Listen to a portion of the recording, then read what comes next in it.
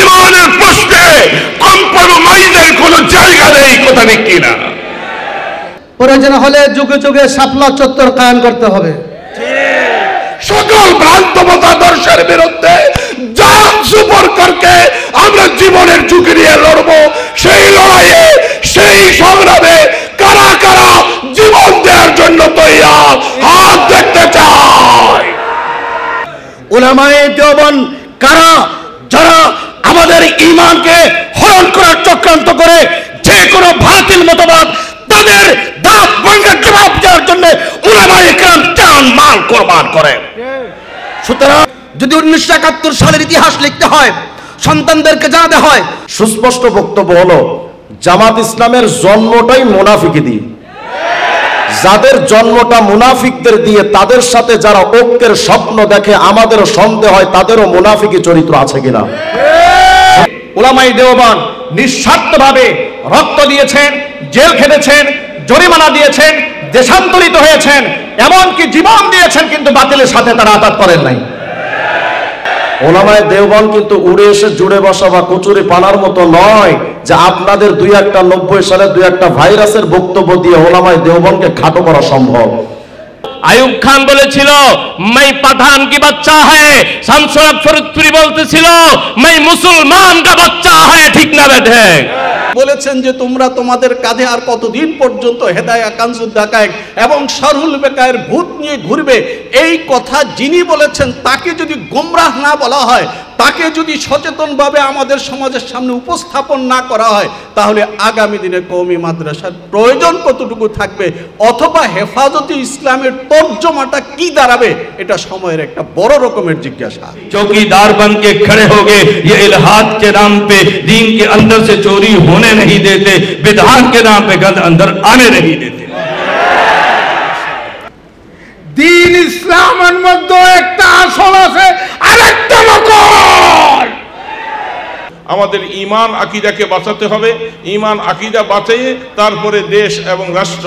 जमात इस्लामी को बदतर समझता हूँ, हत्ता के कादियानी से बदतर समझता हूँ। যখনই তাওহীদের বিরুদ্ধে, ইসলামের বিরুদ্ধে, রাসূলের বিরুদ্ধে, সাহাবায়ে কেরামের বিরুদ্ধে কটূক্তি করা হয়, তখনই কওমি মাদ্রাসা মাঠের মধ্যে ঝাঁপিয়ে পড়ে বাতিলকে প্রতিহত করার জন্য। 2 নম্বর ইত্তেবায়ে সুন্নত। ইত্তেবায়ে সুন্নত কওমি মাদ্রাসার অবদান এই বাংলাদেশে, উপমহাদেশে এই ইত্তেবায়ে সুন্নত প্রতিষ্ঠা হয় কওমি মাদ্রাসার মাধ্যমে। সুন্নত পুরাপুরি যদি জিন্দা নমুনা দেখতে চান, কওমি মাদ্রাসায় চলে গেলে দেখতে পারবেন। আর সুন্নতের অনুসরণ করা ছাড়া দেশের কোনো উম্মতের সফলতা সম্ভব না। 3 নম্বর হলো তাআল্লুক মা আল্লাহ। আল্লাহকে পাইতে হইলে, ইসলামকে, তাওহীদকে প্রতিষ্ঠা করতে হইলে তাআল্লুক মা আল্লাহর প্রয়োজন।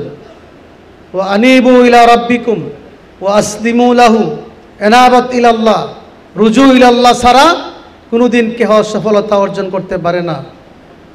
সর্বশেষ ইলায়ে কালিমাতুল্লাহ, আল্লাহর কালিমাকে উঁচু করতে হবে। আল্লাহর কালিমা উঁচু করার জন্য প্রয়োজনে মাঠে আন্দোলন করতে হবে, প্রয়োজন হলে রক্ত দিতে হবে, প্রয়োজন হলে যুগে যুগে শাপলা চত্বর কায়েম করতে হবে। এই কিছুদিন পূর্বে নাচ গানের শিক্ষক প্রাইমারি স্কুলের মধ্যে নিয়োগের জন্য সিদ্ধান্ত গ্রহণ করেছে বর্তমান সরকার। সাথে সাথে হেফাজতে ইসলাম ঢাকা রাজধানীতে বিক্ষোভ সমাবেশ করেছে এবং আমরা হেফাজতে ইসলামের পক্ষ থেকে শীর্ষ সমস্ত উলামায়ে কেরামদেরকে নিয়ে সাংবাদিক সম্মেলন করেছি। এরপরে আমরা সেমিনার করেছি। আমরা পরিষ্কার বলেছি, নাচ গানের শিক্ষার জন্য কোনো বাবা তার সন্তানকে প্রাইমারি স্কুলে ভর্তি করে না। এই সিদ্ধান্ত প্রত্যাহার না করলে মাঠে ময়দানে কর্মসূচি দিতে বাধ্য হব। সাথে সাথে এই কয়েকদিন পূর্বে সিদ্ধান্তকে বাতিল করা হয়েছে। নাচ গানের শিক্ষক, সাংস্কৃতিক শিক্ষক বাতিল করা ঘোষণা করেছে, কিন্তু আমাদের দাবি এখনো পুরা হয় নাই। আমাদের দাবি হলো গানের শিক্ষক বাতিল করে ধর্মীয় শিক্ষক নিয়োগ দিতে হবে। ধর্মীয় শিক্ষক নিয়োগ দেওয়া ছাড়া কোনো মুসলিম উম্মার সিলেবাস পূর্ণাঙ্গ হতে পারে না। ইসলাম শুধু মাদ্রাসার মধ্যে শিক্ষা দেওয়া হবে, কোরআন শুধু মাদ্রাসার মধ্যে শিক্ষা দেওয়া হবে, আর লক্ষ লক্ষ ছাত্রছাত্রী তারা স্কুলে পড়ে, তাদেরকে কোরআন শিক্ষা দেওয়ার জন্য অবশ্যই ধর্মীয় শিক্ষক নিয়োগ দিতে হবে। সাথে করে গানের শিক্ষক বাতিল করেছে ঠিকই, ট্রান্সজেন্ডার এর বিষয়টা বাতিল করা হয় নাই। ট্রান্সজেন্ডার তারা ট্রান্সজেন্ডার সরাসরি বলে না, তারা বলে তৃতীয় লিঙ্গ। তৃতীয় লিঙ্গের মাধ্যমে তারা ট্রান্সজেন্ডার জেন্ডার মানে লিঙ্গ, ট্রান্স মানে পরিবর্তন, পরিবর্তিত লিঙ্গ। অর্থাৎ ছেলে বলবে যদি মনে চায় যে আমি তো মেয়ে হয়ে গেলাম, মেয়ে বলবে যে আমি তো ছেলে হয়ে গেলাম। এটা তাগয়ীরু খালকিল্লাহ, কোনো মতে ইসলাম সমর্থন করে না, মানবতা সমর্থন করে না। মানব জাতিকে ধ্বংস করে, যুব সমাজকে ধ্বংস করার জন্য, ট্রান্সজেন্ডার বাস্তবায়িত করার জন্য এই দেশে উলামায়ে কেরাম সমর্থন করবে না, সুযোগ দেওয়া হবে না। আমরা পরিষ্কার বলবো, এর দ্বারা সমকামিতা, এর দ্বারা অশ্লীলতা ছড়ায় পড়বে। অতএব গানের শিক্ষকের নিয়োগ দেওয়ার সিদ্ধান্ত বাতিলের সাথে সাথে আমরা ট্রান্সজেন্ডারের শিক্ষাও বাদ দিতে হবে। আমরা জানি অনেকে 7-এর বই, এক বিজ্ঞানের বইয়ের মধ্যে একটা ঘটনা আছে, শরীফা। অর্থাৎ ক্লাস 7-এর একটা ছেলে, নাম হলো শরীফ। সে হঠাৎ করে একদিন এসে বলল আমি শরীফা হয়ে গেলাম। অর্থাৎ ছেলেটা কি হয়ে গেল? মেয়ে হয়ে গেল, বা মেয়ে ছেলে হয়ে যাওয়া। এটা হলো ট্রান্সজেন্ডার। মনস্তিকভাবে আমি নিজে আমি ভাবতেছি আমাকে মেয়ে, আমি ছিলাম ছেলে, আমি ভাবতেছি মেয়ে। আরেকটা হলো অপারেশনের মাধ্যমে লিঙ্গ পরিবর্তন করা। কোনোটাই ইসলাম সমর্থন করে না। উন্নত কোনো রাষ্ট্রে এটার অনুমোদন নাই। আমরা বাংলাদেশেও ট্রান্সজেন্ডারের অনুমোদন দেওয়া যাবে না। সরকারের কাছে আমাদের দাবি, সমকামিতা চালু করার একটা ষড়যন্ত্র। এই জন্য সমকামিতা চালু করলে, ট্রান্সজেন্ডার চালু করলে দেশের অস্তিত্ব থাকবে না, চরিত্র বলতে কিছুই থাকবে না। এই জন্য আমরা পরিষ্কারভাবে দাবি জানাইতে চাই, ট্রান্সজেন্ডারের সিদ্ধান্ত, শিক্ষা এই স্কুলের মধ্যে বাতিল করতে হবে। সবসময় যখন এই বাংলাদেশে কোনো নাস্তিক্যবাদ মাথাছাড়া দেয়, ইসলামের বিরুদ্ধে কোনো সিদ্ধান্ত সরকারে নেয়, সর্বপ্রথম কওমি মাদ্রাসা প্রতিবাদ করতে গিয়ে মাঠে নামতে হয়। মাঠে নামে আন্দোলন করে, রক্ত দেয়। আমরা প্রস্তুত। শাপলা চত্বরে রক্ত দিয়েছি, 2021 সালে মোদি বিরোধী আন্দোলনে রক্ত দিয়েছি, আবার প্রয়োজন হলে রক্ত দিব। তারপরও বাংলাদেশে কোনো সময় ইসলাম বিরোধী কোনো আইন করতে দেব না। ওই মাদ্রাসার একটা সবচেয়ে গুরুত্বপূর্ণ বিষয়, যেটা পৃথিবীর কোনো শিক্ষা প্রতিষ্ঠানের মধ্যে নাই, সেটা হচ্ছে তালিমের সাথে তরবিয়ত, শিক্ষার সাথে দীক্ষা। তরবিয়ত ছাড়া কোনো শিক্ষার দ্বারা উন্নত জাতি গঠন করা সম্ভব নয়। তরবিয়ত হলো আসল। তালিম তো শুধু আক্ষরিক জ্ঞান, আর তরবিয়ত হলো নুবুওয়ুন, রূহিয়ুন, ওয়া খুলুকিয়ুন, ওয়া আকলিয়ুন, ওয়া বাদানিয়ুন, শামিলুন লিল হায়া। তরবিয়ত হলো গোটা একটা ছাত্রের জীবন গড়ার নাম। জীবন গড়তে হলে শুধু লেখাপড়ার দ্বারা হবে না, সাথে তরবিয়ত লাগবে, আত্মশুদ্ধি লাগবে, চরিত্র গঠন লাগবে। পুরা জীবনকে গঠন করার নাম হলো তরবিয়ত। এই জন্য আল্লাহ বলেছেন কুনু রাব্বানিয়িন বিমা কুনতুম তুআল্লিমুনাল কিতাব ওয়া বিমা কুনতুম তাদরুসুন। এই তরবিয়ত ছাড়া, এই শিক্ষার দ্বারা সমাজ সন্ত্রাস মুক্ত হবে না, মাদক মুক্ত হবে না, সমাজ অপরাধ মুক্ত হবে না। অপরাধ মুক্ত করতে হলে, দেশের সুনাগরিক তৈরি করতে হলে তালিমের সাথে তরবিয়ত লাগবে। এই তরবিয়তটা একমাত্র কওমি মাদ্রাসার মধ্যে আছে, আর কোনো শিক্ষা প্রতিষ্ঠানের মধ্যে নাই। এই জন্য কওমি মাদ্রাসা আল্লাহ তাআলা আমাদেরকে এনেছেন, আমরা কওমি মাদ্রাসার ছাত্র, কওমি মাদ্রাসার খাদেম, এটাই আমাদের জন্য গর্ব। বর্তমান যুগে খালেস ইসলাম, খালেস তাওহীদ, ইত্তেবায়ে সুন্নাত, ইলাহি কালিমাতুল্লাহ, তাআল্লুক মা আল্লাহ, এগুলি পুরাপুরি পাওয়া গেলে একমাত্র কওমি মাদ্রাসার মধ্যে আছে। আল্লাহ তাআলা আমাদের সবাইকে তৌফিক দান করুক। হযরত মাওলানা আব্দুল্লাহ আওয়াল সাহেব দামাত বারাকাতুহুম যে উদ্যোগ নিয়েছেন, আজকের এই আলোচনাটা খুবই প্রয়োজন। আমরা আমাদেরকে চিনতে হবে ওই মাদ্রাসায় কেন পড়ব, শুধু তাদরিস না, ইলাহি কালিমাতুল্লাহ, জিহাদ ফি সাবিলিল্লাহ দেওবন্দ এবং কওমি মাদ্রাসার মধ্যে বিদ্যমান। শুধু তাদরিস নয়, তাদরিসের সাথে তরবিয়তের সাথে ইত্তেবায়ে সুন্নাত পাইতে হলে তাআল্লুক মা আল্লাহ লাগবে, সর্বশেষ ইলাহি কালিমাতুল্লাহ লাগবে। আল্লাহ তাআলা আমাদের সবাইকে তৌফিক দান করুন। ওয়া আখিরু দাওয়ানা আলহামদুলিল্লাহি রাব্বিল আলামিন। আসসালামু আলাইকুম ওয়া রাহমাতুল্লাহি ওয়া বারাকাতুহু। শামসুল হক ফরিদপুরি রহমতুল্লাহ আলাইহি বলছেন, তুমি কি বলতে চাও? আয়ুব খান বলেছিল मैं पठान की बच्चा है, শামসুল হক ফরিদপুরি বলতেছিল मैं মুসলমান का बच्चा है। ঠিক না বেঠে? এই জন্য সংগ্রামী উপস্থিতি, আমি হযরত উলামায়ে কেরাম যারা আছেন, শুধু এখানে মিষ্টি কথা বললে চলবে না। কওমি মাদ্রাসার ইতিহাস, ঐতিহ্য, অবদান সম্পর্কে কথা বলতে হবে। এখানে শুধু আমি বলবো যে দারুল উলুম দেওবন্দ আর একটা আজহারের মধ্যে পার্থক্য কি? দারুল উলুম দেওবন্দ হলো ইখলাস আর তাকওয়ার দ্বারা বুনিয়াদ হয়েছে।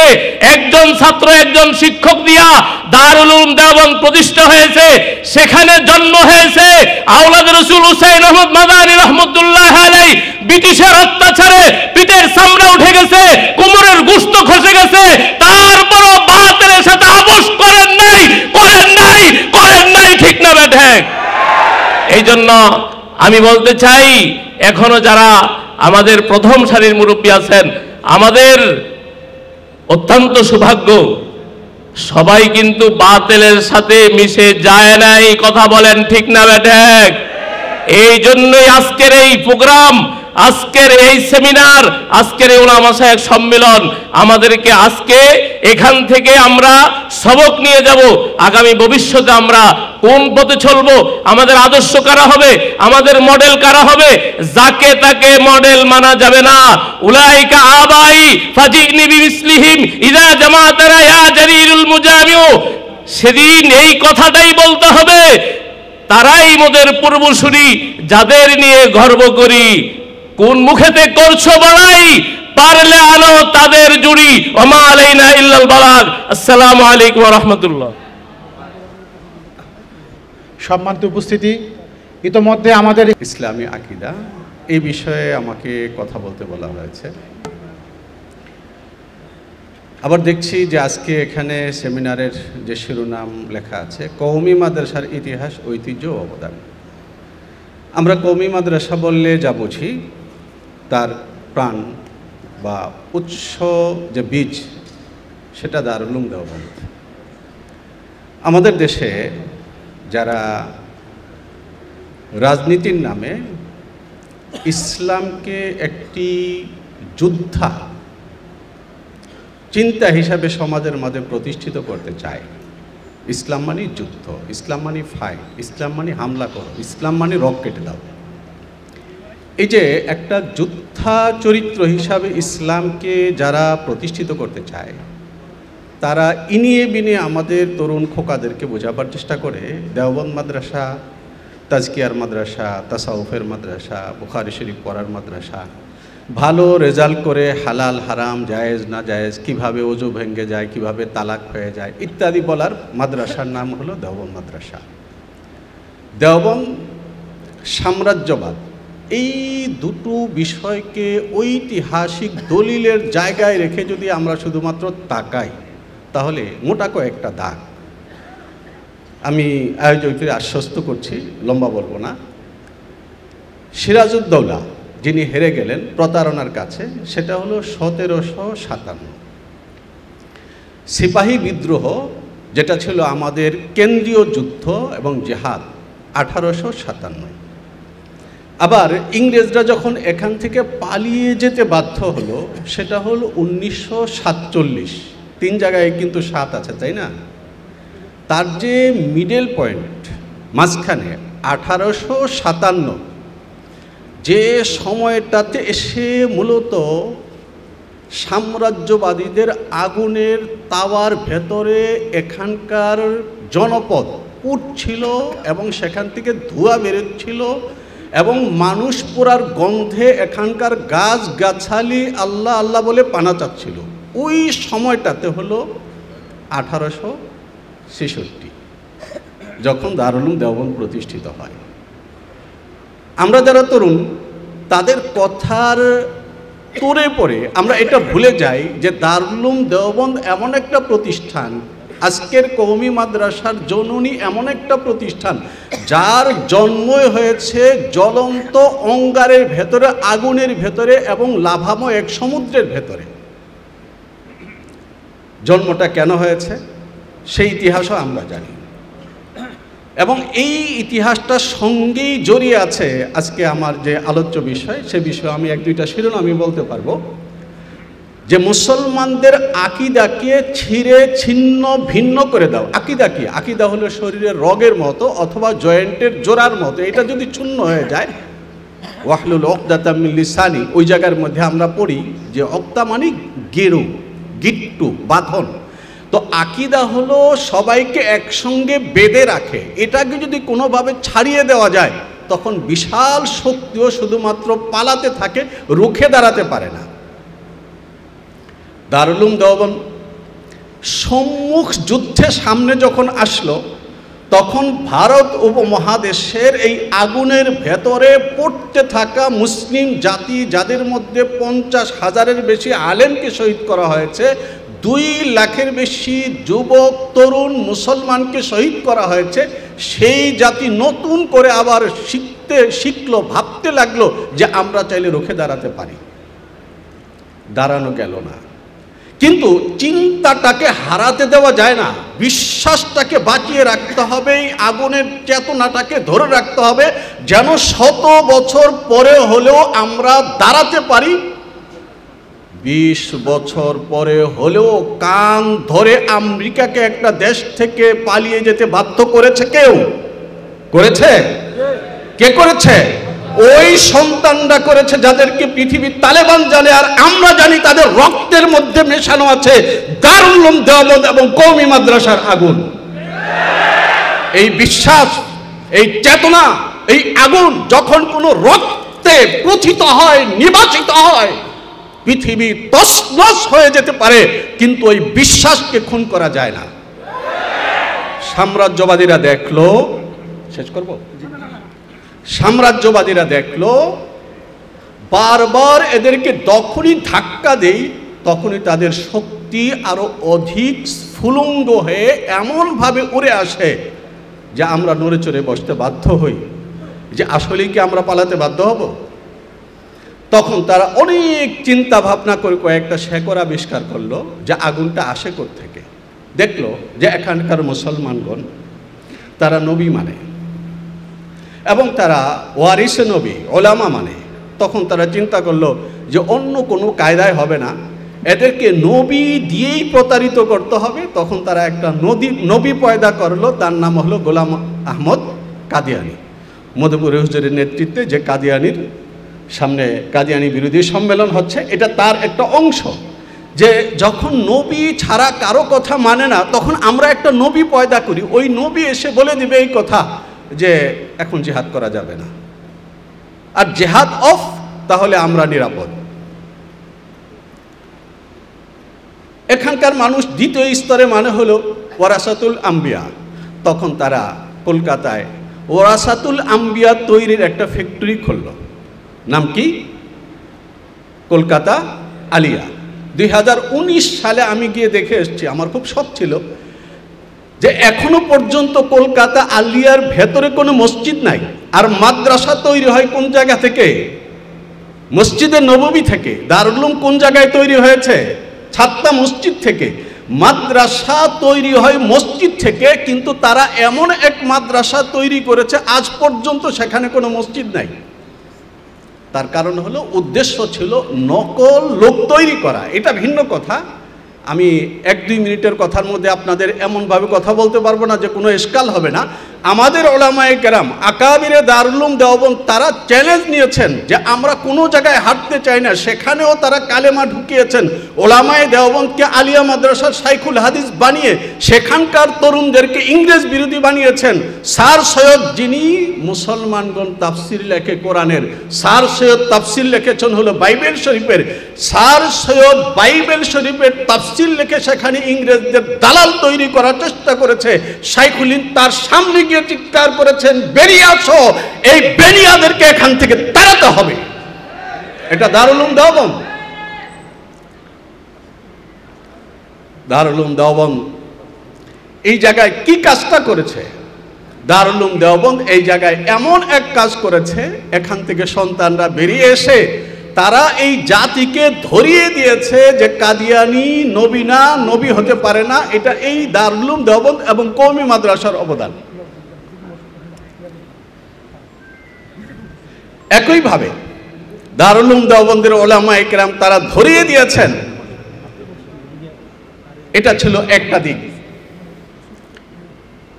সাম্রাজ্যবাদীরা এদেশের মুসলমানদের ইসলামকে অস্তিত্বহীন করে দেওয়ার জন্য ওলামায়ে কেরামকে কতল করেছেন, মুজাহিদিনে কেরামকে কতল করেছেন। তারা এটা ছিল বাইরের প্রজেক্ট। আর ভেতরের প্রজেক্ট ছিল এমন একটা শিক্ষা নিয়ে আসা যে শিক্ষার মাধ্যমে এদেশের মানুষ উন্নতি বলতে বুঝবে, দুনিয়ার উন্নতি। তাদের মধ্যে ঈমান আকীদা বলতে কোনো কিছু থাকবে না। দারুল উলুম দেওবন্দ প্রতিটি জনবসতিতে এমন মাদ্রাসার সিলসিলা কায়েম করে দিল যে মাদ্রাসার সিলসিলার কারণে আজকের পৃথিবী দেখছে যে সারা পৃথিবীতে যেখানে ঈমান এবং আমলের সমন্বিত নূর, সেটা কোনো না কোনোভাবে দারুল উলুম দেওবন্দের সঙ্গে যুক্ত। এটা দারুল উলুম দেওবন্দের অবদান। ছোট্ট একটা উদাহরণ দিয়ে আমি আমার কথা শেষ করছি। উদাহরণ হলো এই যে দ্বীনের রূহকে বিনাশ করা। এটা কি? দ্বীনের রূহকে বিনাশ করা হলো এটা এই রকমের, যেমন স্যার সৈয়দ আহমদ, তিনি তো সরাসরি সাম্রাজ্যবাদের ঘোষিত দালাল। তার অনেক চমৎকার বাণী আছে, তার মধ্যে একটা বাণী হলো বেহেশত কি কোই হাকিকত নাই, বেহেশতের কোনো হাকিকত নাই। এটা তিনি বলেছেন। তো এটা হলো ইসলামের রূহকে শেষ করে দেওয়া। তার অনেক পরে ওই একই ছায়ায়, ওই একই চেতনা নিয়ে আরেক সাংবাদিক জন্মগ্রহণ করলেন। তিনি বললেন যে এবাদত মানে মসজিদে গিয়ে সেজদায় পড়ে থাকা না, এবাদত মানে গভীর রাত্রে দাঁড়িয়ে তাহাজ্জুদ পড়া না, নামাজ মানে নামাজ সেজদা করতে করতে কপালে দাগ ফেলা না। তাহলে কি? তিনি বললেন যে নামাজ কি হাকিকত ইয়ে হ্যায় কি ইয়ে এক ট্রেনিং কোর্স হ্যায়, এটা একটা ট্রেনিং কোর্স। আমাদের জানতে ইচ্ছা করে নামাজ যদি ট্রেনিং কোর্স হয়, তাহলে মুহাম্মদুর রাসূলুল্লাহ সাল্লাল্লাহু আলাইহি ওয়াসাল্লাম যখন জিহাদ করতে যাচ্ছেন বদরের প্রান্তরে, তো তিনি হলেন প্রধান সিপাহ সালার। তিনি সাহাবায়ে কেরামকে কাতারবদ্ধভাবে দাঁড় করিয়ে দিয়ে তারপর তিনি সেজদায় পড়ে যাচ্ছেন। তাহলে কি যুদ্ধের ময়দানে সেনাপতি ট্রেনিং করে? ওয়াবুদ রব্বাকা হাত্তা ইয়াতিয়াকাল ইয়াকিন, ইবাদত মানে যদি ট্রেনিং হয়, তাহলে এর অর্থ হলো যে আজরাইল চলে এসে যে জান কবজ করবে, এখন একজন মুসলমানের কাজ কি দাঁড়িয়ে কি করা, লাফালাফি করো, ট্রেনিং করো। ওয়াবুদ রব্বাকা হাত্তা ইয়াতিয়াকাল ইয়াকিন এর অর্থ কি দাঁড়ায়? আমর ইবনে জামুহ রাদিয়াল্লাহু তাআলা আনহু থেকে শুরু করে মাজুরিন, তিনি বলেছেন নামাজ, রোজা, ইবাদত যা কিছু আছে সব কিছুর টার্গেট হলো জিহাদ। যদি সেটা হয়, তাহলে প্রশ্ন হলো যে ব্যক্তি হাঁটতে পারে না সে কি ট্রেনিং নেবে? যে ব্যক্তি বুড়ো সে কি ট্রেনিং নেবে? যে প্রতিবন্ধী সে কি ট্রেনিং নেবে? তাহলে এর অর্থ হলো এটা, যারা বুড়ো হয়ে গেছে, যারা হাঁটতে পারে না, চলতে পারে না, নারী, তাদের জন্য নামাজ, রোজা, হজ, যাকাত নাই। তাহলে ইসলামের থাকলোটা কি? শুনতে অনেক ভালো শোনা যায় যে ইবাদতের হাকিকত হলো ইতাআত, কিন্তু আপনারা যারা উলামায়ে কেরাম ছাত্র তারা জানেন যে ইতাআতের মধ্যে শিরক আবশ্যক, আতিউল্লাহ ওয়া আতিউর রাসূল ওয়া উলিল আমরি মিনকুম, কিন্তু ইবাদতের মধ্যে শিরক জায়েজ আছে? তাহলে কিভাবে মুসলমানদের আকীদার ভেতরে তিনি শিরক ঢুকাচ্ছেন তার শক্তিশালী কলমের জাদুতে? যদি আমরা বুঝতে ভুল করি, যদি আমরা যথাসময়ে বলতে ভুল করি, তাহলে এমন দূর পর্যন্ত পানি গড়িয়ে যাবে, আমাদের কান্নাকাটি করা ছাড়া আর কিছুই থাকবে না। আমি বিশেষ করে আজকের এই অনুষ্ঠানের যিনি সভাপতি হযরত মাওলানা আব্দুল্লাহ আউয়াল সাহেব হুজুর, আমাদের সকলের মুরব্বী, তিনি যে উদ্যোগ নিয়েছেন আমি মনে করি এটা আরো প্রসারিত হবে। এটা সময় কথা বলবার। বলেছেন যে তোমরা তোমাদের কাঁধে আর কতদিন পর্যন্ত হেদায়া কানজুদ দাকায়েক এবং শারহুল বেকায়ের ভূত নিয়ে ঘুরবে, এই কথা যিনি বলেছেন তাকে যদি গোমরাহ না বলা হয়, তাকে যদি সচেতনভাবে আমাদের সমাজের সামনে উপস্থাপন না করা হয়, তাহলে আগামী দিনে কওমি মাদ্রাসার প্রয়োজন কতটুকু থাকবে, অথবা হেফাজতে ইসলামের তর্জমাটা কি দাঁড়াবে, এটা সময়ের একটা বড় রকমের জিজ্ঞাসা। আমাকে কথা বলার সুযোগ দেওয়ার জন্য অনেক অনেক শুকরিয়া। আসসালামু আলাইকুম ওয়া রাহমাতুল্লাহ। একজন ব্যক্তি যদি চোর থাকে, সে যদি পরবর্তী ইসলামের দাওয়াত নিয়েও আসে, সকল মানুষ সেটাকে গ্রহণ করেন না। তো এই জন্য আল্লাহ তাআলা নবীদেরকে একবারে ছোটবেলা থেকে মৃত্যু পর্যন্ত তিনি নিজ দায়িত্বে বিভিন্ন গুনাহ থেকে তিনি হেফাজত করেছেন। কিন্তু মওদুদী সাহেব তার তাফহিমুল কোরআনের মধ্যে হযরত দাউদ আলাইহিস সালাম সম্পর্কে একটা বক্তব্য নকল করেন। সেটা হলো, আমরা জানি যে দাউদ আলাইহিস সালাম সম্পর্কে একটা বানোয়াট ঘটনা হলো যে তার সেনাপতির স্ত্রীকে তার কাছে ভালো লেগেছিল, তারপর তিনি তার সেই সেনাপতিকে যুদ্ধে পাঠান এবং তাকে হত্যা করা হয়, তারপর সে দাউদ আলাইহিস সালাম তাকে বিবাহ করেন। এই ঘটনাকে সত্য মনে করে মওদুদী সাহেব তাফহিমুল কোরআনের মধ্যে লেখেন এবং বাংলাদেশ থেকে তারা যে বাংলা তর্জমা বের করেছে সেটার সূরা সওয়াদের 28 নম্বর টিকায়, সেখানে তিনি লেখেন যে তিনি যে কাজটি করেছেন তাতে প্রবৃত্তির কামনা, কিছু দখল ছিল এবং শাসন ক্ষমতার অসংযত ব্যবহার ছিল, এবং এমন কোনো কাজ কোনো ন্যায়নিষ্ঠ কোনো শাসক থেকে প্রকাশ পেতে পারে না। নাউজুবিল্লাহি মিন যালিক। দ্বিতীয় সর্বশেষ একটা কথা উল্লেখ করে শেষ করছি। আমাদের নবীজি সাল্লাল্লাহু আলাইহি ওয়াসাল্লাম ইমানের একটা মৌলিক আকীদা হলো, নবীরা দাওয়াতের ক্ষেত্রে কোনো ধরনের ভুল করেননি। নবীরা পরবর্তী উম্মতের কাছে সুস্পষ্টভাবে তাদের দাওয়াত পৌঁছে দিয়ে গেছেন। এমন না তারা কোনো কিছু গোপন করেছেন, না এখানে তারা কোনো ধরনের ত্রুটি করেছেন। তো সূরা নাসরের মধ্যে যে আল্লাহ তাআলা নবীকে ইস্তেগফারের আদেশ করেছেন, এইটার ব্যাখ্যায় মওদুদী সাহেব লিখছেন যে তোমার রবের কাছে দোয়া করো, তিনি তোমাকে যে দায়িত্ব দিয়েছেন তা করতে গিয়ে তোমার যে ভুল ত্রুটি হয়েছে আল্লাহ তাআলা যেন তোমাকে সেটা ক্ষমা করে দেন। নাউজুবিল্লাহি মিন যালিক। তো কওমি মাদ্রাসার কাজ হচ্ছে, কোরআনের মধ্যে আমরা যেটা পাই সেটা হলো সহি দাওয়াত প্রচার করা এবং বাতিল দাওয়াত থেকে হেফাজত করা। তো কওমি মাদ্রাসার কাজও এটা, প্রকৃত সহি আকীদা পৌঁছে দেওয়া এবং বাতিল আকীদা থেকে সকলকে হেফাজত করা। আল্লাহ তাআলা আমাদেরকে এই সংগঠনের সাথে থাকার তৌফিক দান করুক। আসসালামু আলাইকুম ওয়া রাহমাতুল্লাহি ওয়া বারাকাতুহু। কওমি মাদ্রাসার ইতিহাস, ঐতিহ্য, অবদান শীর্ষক আজকের এই আলোচনা সভা জাতীয় ইসলামী ওলামা মাশায়েখ সম্মেলনের সম্মানিত সভাপতি আলেমকুল শিরোমণি আল্লামা আব্দুল আউয়াল হাফিজাহুল্লাহ, আজকের প্রোগ্রামের প্রধান অতিথি আল্লামা শাহ মুহিবুল্লাহ বাবনগরী হাফিজাহুল্লাহ, সমস্ত কওমি ওলামা ইকরাম সহ বাংলাদেশের সর্বশ্রেণীর দিনদার ইমানদার ব্যক্তিদের মাথার মুকুট এবং অন্তরের সম্পদ, আল্লাহ পাক আজকের এই প্রোগ্রামকে কবুল করুন। আমি এখন ছোট মানুষ, আমার মূল্যায়নটা খুবই ছোট।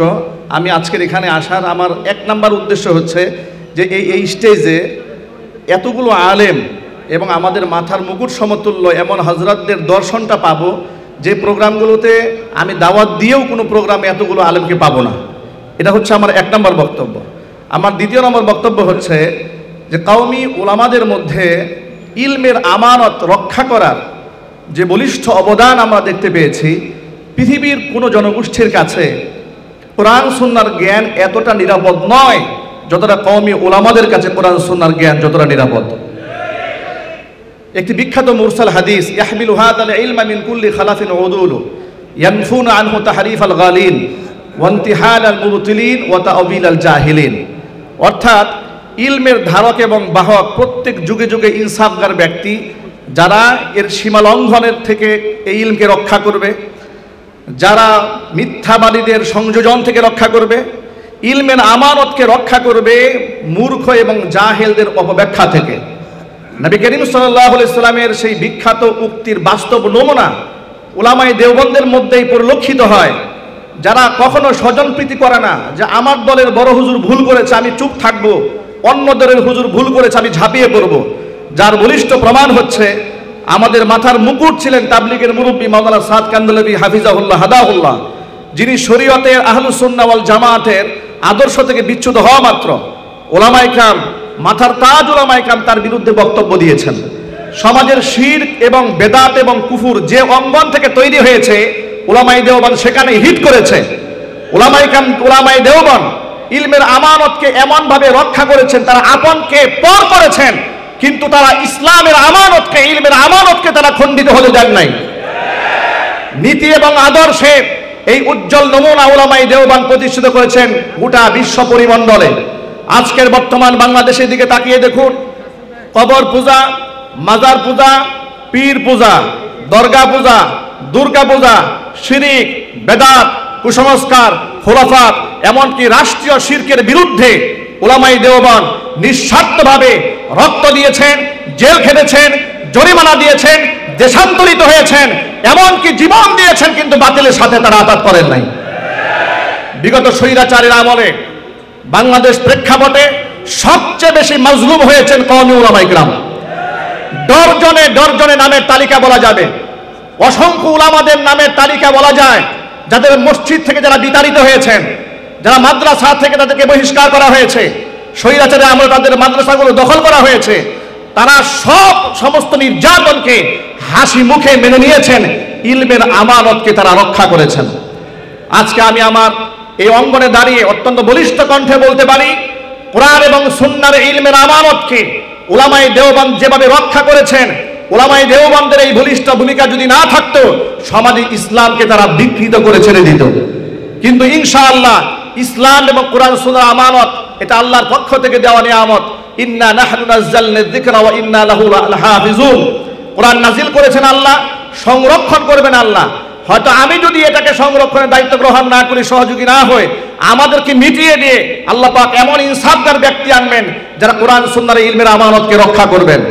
আমি আমার কওমি মাদারসের ওলামাদের অত্যন্ত সবিনয় অনুরোধ করছি, উলামায়ে দেওবন্দের এই খেদমত একেবারে রুট লেভেল থেকে শুরু করে আন্তর্জাতিক অঙ্গনে প্রতিষ্ঠিত করার জন্য আমাদের প্রতিষ্ঠিত কিছু মিডিয়া সেলের প্রয়োজন, আমাদের প্রতিষ্ঠিত কিছু মিডিয়া কাভারেজের প্রয়োজন, যাতে করে উলামায়ে দেওবন্দের এই খেদমতগুলো বিশ্ব পরিমণ্ডলে ছড়িয়ে যায়।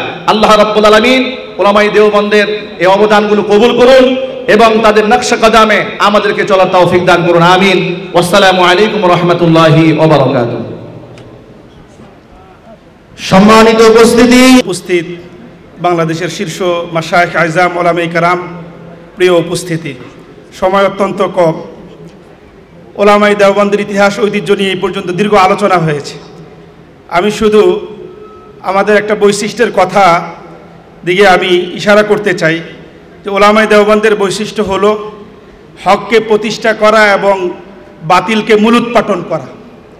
এই বাতিলের মধ্যে যারা কুফরি আকীদা সম্পন্ন, তাদেরকে যেমন দমন করা, তাদের মুখোশ যেমন উন্মোচন করা, এটা যেমন জরুরি, ঠিক তদ্রূপ যারা ইসলামের নাম নিয়ে, ইসলামকে সামনে রেখে বিভিন্নভাবে ইসলামের বিকৃতি ঘটাচ্ছে, তাদের মুখোশ উন্মোচন করা, এটা উলামায়ে দেওবন্দের দায়িত্ব এবং কর্তব্য।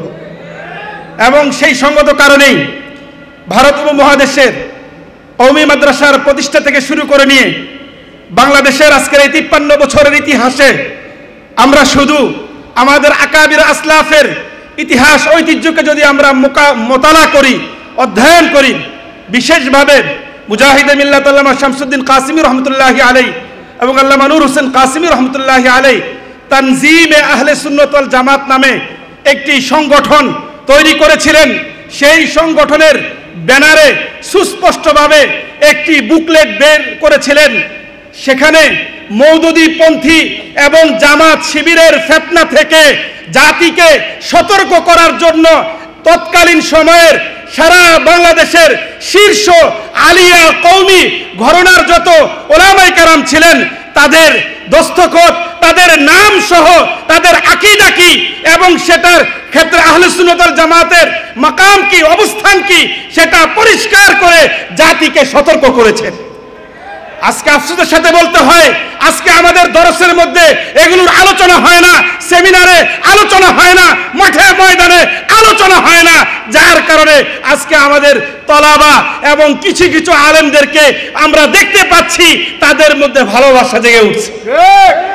এই জন্য পরিষ্কার ভাষায় বলতে চাই, আমাদেরকে দর্শে আলোচনা করতে হবে, আমাদেরকে তাদের মুখোশ উন্মোচনে যে কোনোভাবে কথা বলতে হবে, কারণ আমাদের বর্তমান প্রজন্ম এই দলের মাজলুমিয়াত দেখেছে, জালেমিয়াত দেখে নাই।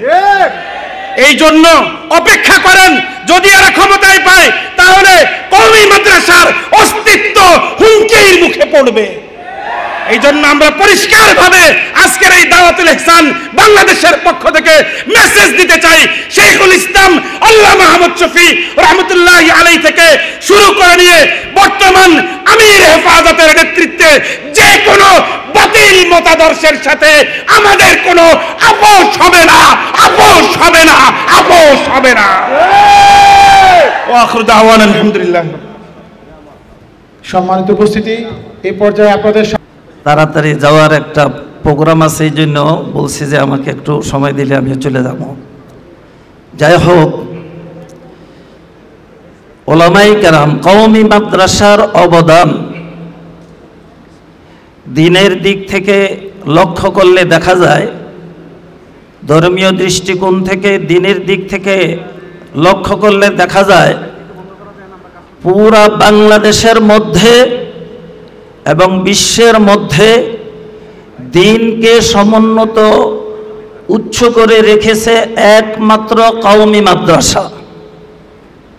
আমাদের বাংলাদেশের 3.5 লক্ষ মসজিদের ইমাম হিসাব করলে দেখা যায় মোটামুটি 95% কওমি মাদ্রাসার ইমাম আমাদের বাংলাদেশকে বিশ্বের মধ্যে একেবারে ইহতারাম উলামায়ে কেরাম,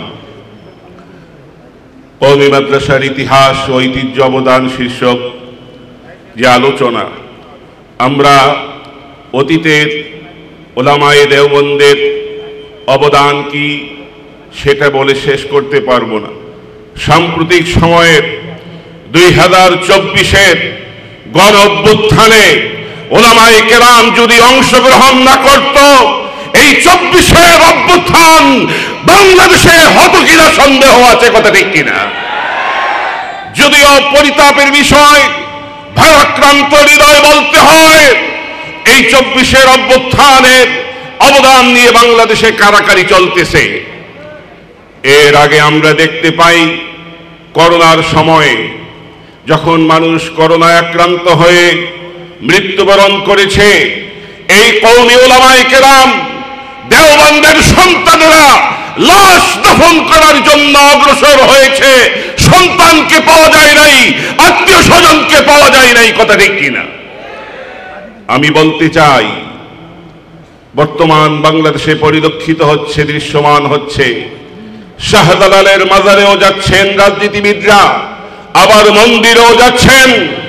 ইমানের প্রশ্নে উলামায়ে কেরাম কখনো আপোষ করতে পারে না। ইমানের প্রশ্নে কম্প্রোমাইজের কোনো জায়গা নেই, কথা ঠিক কিনা? সুতরাং রোজার পূজা এক, মুদ্রার পিঠ এই বক্তব্য আমরা বাংলাদেশে সমর্থন করি না, করতে পারি না ইনশাআল্লাহ। সম্মানিত উপস্থিতি, এই পর্যায়ে আমাদের সামনে হিকমতের নামে কোনো বাতিলের সাথে আপোষ করা বা তাদেরকে ছাড় দিয়ে চলা, এটা হিকমত নয়। আমি এই কথার সাথে আমি এই মেজাজটাই লালন করি যে হিকমত মানে আমরা হিকমত করে করে কখনো মওদুদিবাদকে ছেড়ে দিয়েছি, কখনো অমুক তমুককে ছেড়ে দিয়েছি। এভাবে ছেড়ে দিতে দিতে আজ মওদুদিবাদ আমাদের ঘরে ঘরে ঢুকে গেছে।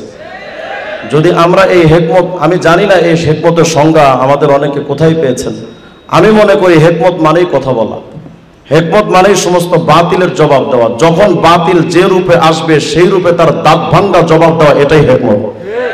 সুতরাং আমাদের বাংলাদেশে সম্প্রতি সময়ে অনেক মতবাদ আসছে। আমাদের এখানে শিরোনাম দেওয়া হয়েছে কওমি মাদ্রাসার ইতিহাস ঐতিহ্য অবদান শীর্ষক সম্মেলন। কওমি মাদ্রাসার ইতিহাস ঐতিহ্যের দিকে তাকাইলেই বেরলভির বিরুদ্ধে তাদের অবস্থান পাওয়া যায়, শিয়াদের বিরুদ্ধে তাদের লেখনী পাওয়া যায়, কাদিয়ানীদের বিরুদ্ধে তাদের বক্তব্য পাওয়া যায়, মৌদুদিবাদের বিরুদ্ধে তাদের মুখোন্মোচক আলোচনা পাওয়া যায়। কিন্তু আমরা যদি শুধু ওই ইতিহাস আর ঐতিহ্যকে শুধুমাত্র কিছু প্রশংসামূলক জায়গায় সীমাবদ্ধ করে রাখি, তাহলে ওলামায়ে দেওবন্দের কর্মকে খাটো করা হবে। আমি আজকে এখানে শুধু একটি বিষয়ে কথা বলতে চাই, সেটা হলো আমাদের বাংলাদেশে স্বৈরাচার শেখ হাসিনা পালায়নের পর যারা একসময় মজলুম ছিল, তারা জালেমের ভূমিকা অবতীর্ণ হয়ে নিজেদেরকে এমন আল্লামাতুদ দাহার ভাব নিয়ে কওমি মাদ্রাসাকে ছোট করা, তানকিস করার একটা মেজাজ লালন করছে। কিছুদিন আগে জামাত ইসলামের একজন ভাইকে দেখলাম, তিনি বক্তব্য দিচ্ছেন যে ওলামায়ে দেওবন্দ তারা শুধু মাদ্রাসার চার দেয়ালের ভেতরেই তারা সীমাবদ্ধ হয়ে ইসলামটাকে এভাবে বোঝাচ্ছে। আমি তাদেরকে স্পষ্ট করে বলতে চাই, ওলামায়ে দেওবন্দ কিন্তু উড়ে এসে জুড়ে বসা বা কচুরি পানার মতো নয় যে আপনাদের 90 সালের 2-1 ভাইরাসের বক্তব্য দিয়ে ওলামায়ে দেওবন্দকে খাটো করা সম্ভব। এখন আমরা যখন জামাতের ব্যাপারে, মওদুদিবাদের ব্যাপারে কথা বলি, তখন মওদুদির ব্যাপারে কিছু লোকেরা আমাদেরকে সবক শোনাতে আসে যে আমরা তো তার মাযহাব মানি না, তার তাকলিদ করি না, আমরা তো তার শুধু রাজনৈতিক দর্শনটা নিয়েছি। মওদুদির রাজনৈতিক দর্শনটার সাথেই ইসলামের সংঘর্ষ। ওলামায়ে দেওবন্দের সাথে প্রথম যে যুদ্ধটা মওদুদির, তার মধ্যে অন্যতম হলো মওদুদির রাজনৈতিক দর্শনের সাথে ওলামায়ে দেওবন্দ এবং ইসলামের কোনো সম্পর্ক নাই। যেমন মওদুদি তার ইসলামের ব্যাপারে একটা ব্যাখ্যা করেছে, ইসলাম কাকে বলে। আমরা তো জানি সূরা আলে ইমরানের 19 নম্বর আয়াত, সূরা মাইদা 3 নম্বর আয়াত, ইন্নাদ-দীনা ইনদাল্লাহিল ইসলাম, যে আল্লাহর কাছে একমাত্র গ্রহণযোগ্য দিন বা ধর্মের নাম ইসলাম। আল-ইয়াউমা আকমালতু লাকুম দীনাকুম ওয়া আতমামতু আলাইকুম নি'মাতি ওয়া রাদিতু লাকুমুল ইসলাম দীনা। ইসলামটাকে ধর্ম বলা হয়েছে কোরআনে কারীমের মধ্যে। কিন্তু মওদুদি তার তাফহিমাতের 1 নম্বর খণ্ডের 74 নম্বর পৃষ্ঠায় বলছে, लेकिन हकीकत यह है कि इस्लाम किसी मजहब का और मुसलमान किसी कौम का नाम नहीं है, बल्कि दरअसल एक इनकलाबी नजरिया मसलक है। মানে ইসলাম এটা কোনো ধর্মের নাম নয় এবং এই মুসলিম সভ্যতা এটা কোনো ধর্মীয় জনগোষ্ঠীর নাম না, বরং এটা একটা বৈপ্লবিক চিন্তা চেতনা। তার মানে তারা ইসলামকে শুধু বুঝে যুদ্ধ করে সংগ্রাম করে ইসলাম প্রতিষ্ঠা করা। আচ্ছা আমাকে বলেন, এই যে বক্তব্যটা ব্যাখ্যাটা মওদুদি দিয়েছে, এই বক্তব্যটা কোনো সাহাবায়ে কেরাম দিলেন না তাবিঈনে কেরাম দিলেন, আইম্মা মুজতাহিদিন, সালফে সালিহিন, মুআররিখিন, মুফাসসিরিন, কে দিয়েছে এই বক্তব্যটা? সর্বপ্রথম এই মালউন অভিশপ্ত মওদুদি এই বক্তব্য দিয়ে ইসলামকে সে একটা জায়গায় সীমাবদ্ধ করতে চেয়েছে। দেখুন ইসলাম ব্যাপারে কি বলে, খুতবাতের 320 নম্বর পৃষ্ঠার মধ্যে বলছে, इस तशरीह से ये बात साफ हो जाती है कि दरअसल इस्लाम हुकूमत का नाम है। মানে ইসলাম শুধু রাষ্ট্রের নাম। আর রাষ্ট্র পত্রিকায়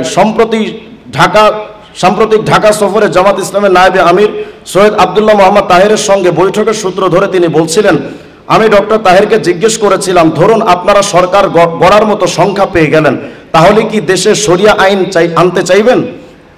উনি তখন বললেন, এটা আবার কোথায় শুনলেন? আমরা কবে কোথায় বলেছি জিতলে আমরা বাংলাদেশে শরিয়া আইন কায়েম করব? তার মানে তারা এখন ক্ষমতায় যাওয়ার জন্য শরিয়া আইনের বিষয়টা অস্বীকার করছে। তারা তাদের লোগোর ভেতর থেকে আল্লাহ নাম আকিমুদ্দিনটা উঠায় দিয়েছে।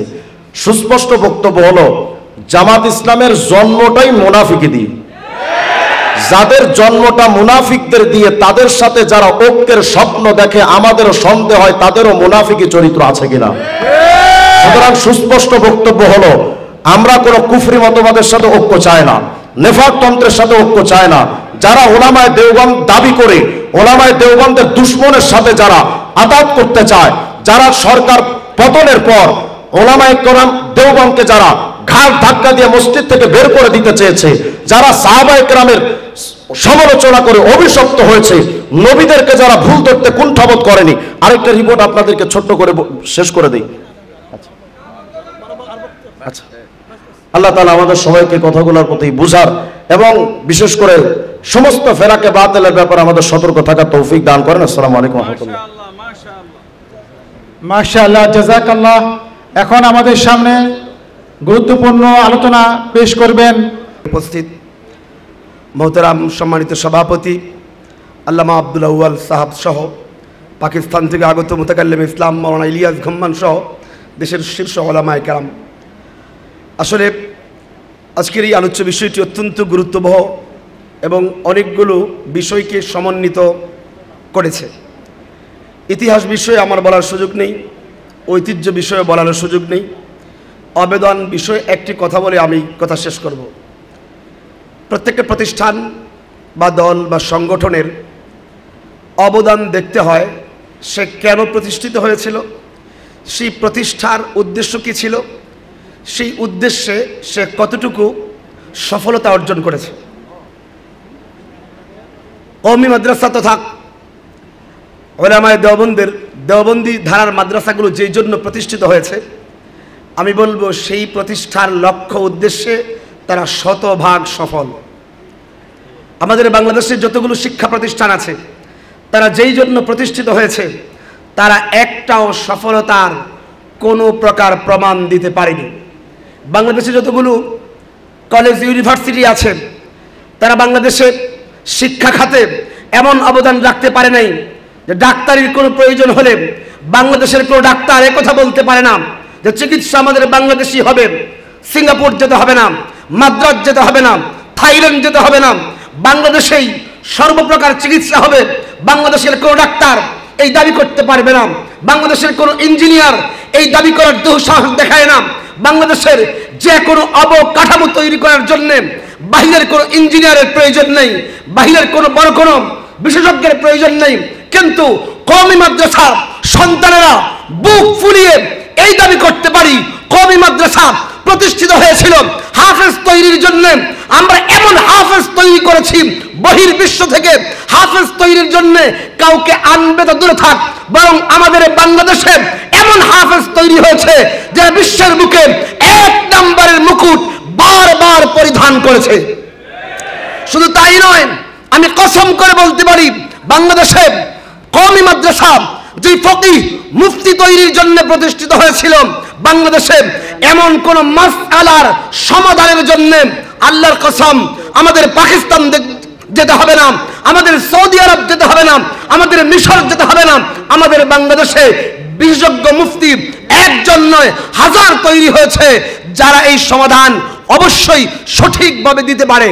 কিন্তু কলেজ ইউনিভার্সিটি তাদের প্রয়োজন পূরণের জন্য এখনো আমেরিকার দিকে তাকিয়ে থাকে, এখন থাইল্যান্ডের দিকে তাকিয়ে থাকে, তারা সিঙ্গাপুরের দিকে তাকিয়ে থাকে।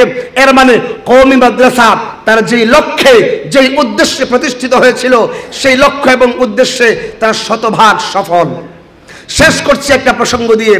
বারবার আমাদেরকে দাবিয়ে রাখার চেষ্টা করা হয় 1947 সালের ইতিহাসকে।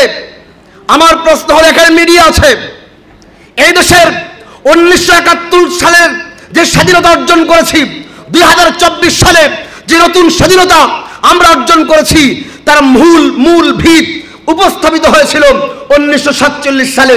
কিন্তু প্রশ্ন হলো, আমাদের পাঠ্যপুস্তকগুলোতে 1947 সালের সেই ইতিহাসকে কেন লুকিয়ে রাখা হয়েছে, কেন চেপে রাখা হয়েছে? কারণ একটাই, 1947 সালের ইতিহাস যদি আজকে লেখা হতো, আমাদের সন্তানরা জানতো, তাহলে তারা জানতো এই উপমহাদেশের আলেম ওলামারা শুধু হাফেজ তৈরি করে নাই, এই আলেম ওলামারা শুধু বরং ফকিহ মুহাদ্দিস তৈরি করে নাই, বরং দেশ এবং স্বাধীনতার জন্য, দেশের স্বাধীনতা সার্বভৌমত্বের জন্য অকুতভয় মুজাহিদ তৈরি করেছে। পূর্ব পাকিস্তানে সর্বপ্রথম যিনি স্বাধীনতার 1947 সালে স্বাধীনতার পতাকা উত্তোলন করেছিলেন, তিনি কে ছিলেন? তিনি কোনো জেনারেল শিক্ষিত বড় রাজনীতিবিদ ছিলেন না, তিনি একজন আলেম ছিলেন, শিব্বির আহমদ তিনি ছিলেন জাফর আহমদ ওসমানী রহমতুল্লাহ আলী। পশ্চিম পাকিস্তানে প্রথম পতাকা উত্তোলন করেছেন স্বাধীনতার, তিনি একজন আলেম ছিলেন, শিব্বির আহমদ ওসমানী। কিন্তু সেই স্বাধীনতার ইতিহাসকে আজকে আমাদের সন্তানদেরকে জানাতে দেওয়া হয় না, বরং ভলন্টিত করে রাখা হয়, চাপিয়ে রাখা হয়। আজকের এই সমাবেশ থেকে আমরা পরিষ্কার দাবি করি, যদি 1971 সালের ইতিহাস লিখতে হয়, সন্তানদেরকে জানাতে হয় 24 সালের গণঅভ্যুত্থানের ইতিহাস যদি আমাদের সন্তানদের জানার অধিকার থাকে, তাহলে 1947 সালের স্বাধীনতার ইতিহাসও আমাদের সন্তানদেরকে জানাতে হবে। এই আহ্বান রেখে শেষ করছি। আসসালামু আলাইকুম রহমতুল্লাহ। मुअज़्ज़ज़ उलमा इकराम, हम बेहलूम देवबंद की तारीख और किरदार पर अपनी कीमती तकरीर पेश करने के लिए दरख्वास्त पेश करते हैं। आते हैं, तशरीफ रखते हैं मुतकल्लिमीन इस्लाम हजरत मौलाना इलियास गुम्मन हफिज़हुल्लाह।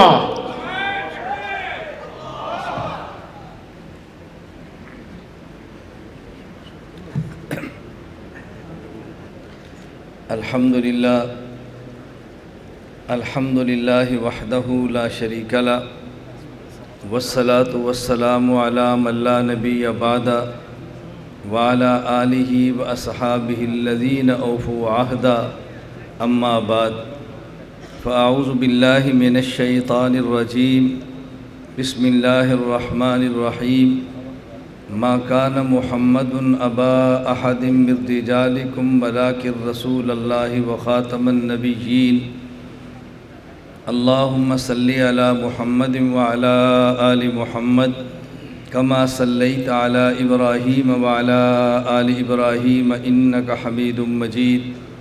अल्लाहुम्मा बारिक अला मुहम्मदिन व अला आलि मुहम्मद कमा बारकता अला इब्राहीम व अला आलि इब्राहीम इन्नका हमीदुम मजीद। हुजूर आए तो सिर्रे आफरीनश पा गई दुनिया, हुजूर आए तो सिर्रे आफरीनश पा गई दुनिया, अंधेरों से निकल कर रोशनी में आ गई दुनिया। हुजूर आए तो सिर्रे आफरीनश पा गई दुनिया, अंधेरों से निकल कर रोशनी में आ गई दुनिया। हुजूर सुते चेहरों का जंग उतरा बुझे चेहरों पे नूर आया, सुते चेहरों का जंग उतरा बुझे चेहरों पे नूर आया।